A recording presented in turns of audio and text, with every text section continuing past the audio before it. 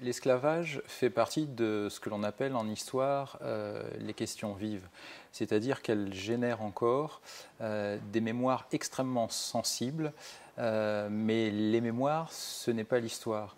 Les mémoires, ce sont ces souvenirs du passé, ces oublis aussi, ces reconstructions qui permettent de trouver un sens au monde dans lequel on vit.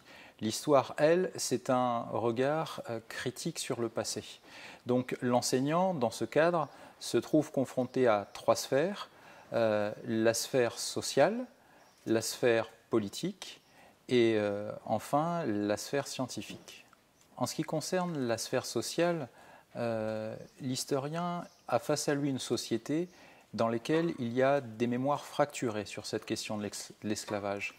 On a d'une part, pour faire simple, la mémoire de l'abolition, c'est-à-dire l'hommage à Sarda Gariga tel qu'il a été pratiqué pendant des années à La Réunion, même par ceux qui essayaient de sortir cette mémoire de l'oubli. Et puis en face, vous avez au contraire la mémoire des résistances. Une des singularités à La Réunion étant que, contrairement aux Antilles, on n'est pas réussi à faire émerger la figure de ce qu'on appelle un Spartacus noir. Depuis 2011, il y a une sorte de réflexion autour du personnage d'Élie, qui est elle aussi une reconstruction, mais l'historien se trouve donc face à un discours ambiant dans lequel on a ces oppositions qui se font face. La difficulté pour lui est d'arriver à travailler avec un jeune, avec un élève qui arrive en ayant en écho ces discours, ou alors qui porte en lui ces discours. Donc la difficulté est d'arriver à partir de ces discours pour arriver à reconstruire quelque chose de beaucoup plus apaisé.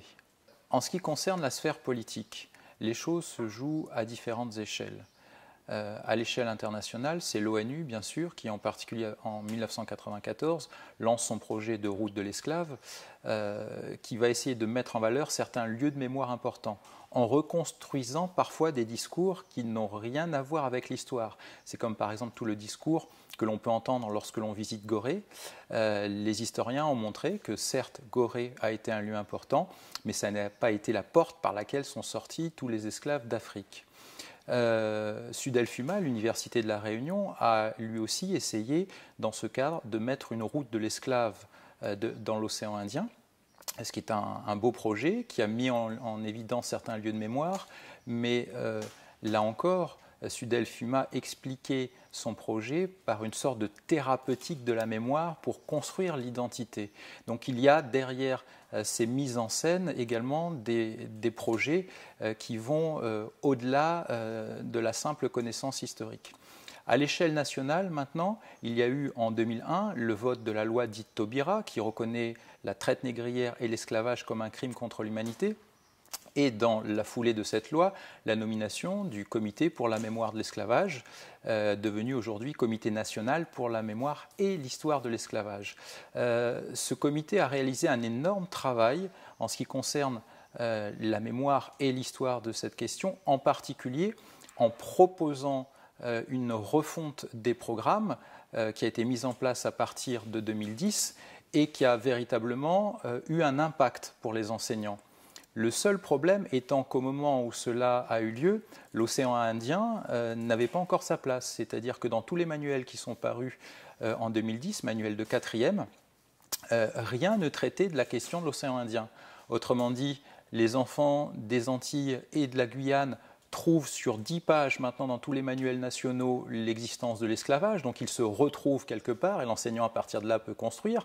Les jeunes de l'Hexagone retrouvent également l'importance de cette histoire dans l'histoire nationale. Quant aux jeunes de La Réunion, ils trouvent bien sûr l'esclavage, mais rien les concernant. À l'échelle locale maintenant, dès 1849, cette histoire, on cherche à la mettre sous le boisseau. Il faut attendre les années 30 et en particulier 1936 pour voir la question de l'esclavage utilisée politiquement. C'est l'industriel René Payette qui va se faire appeler le nouveau Sarda. Et puis c'est surtout après la Seconde Guerre mondiale, les communistes locaux, avec le docteur Raymond Vergès, qui vont, dans un premier temps, dès 1945, essayer de mettre en valeur cette histoire. Mais ce qui est intéressant, c'est que les premiers lieux que l'on va baptiser, on les baptise du nom de Sardaghariga, qui plus tard a été vu au contraire comme le porteur de cette mémoire de l'abolition que l'on veut rejeter par rapport aux mémoires de la résistance.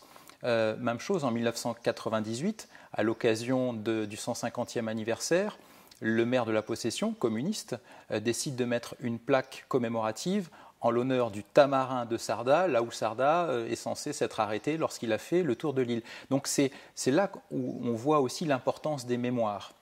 À côté de ça, le Parti communiste réunionnais, à partir de 1959, va défendre ce qu'il appelle une mémoire populaire, en particulier incarnée autour de Lecomte de Lille, qui a produit un certain nombre de textes sur l'esclavage, par rapport à une mémoire qui est vue comme la mémoire officielle, qui, elle, au contraire, cherche à mettre en valeur d'autres personnalités lors d'autres commémorations.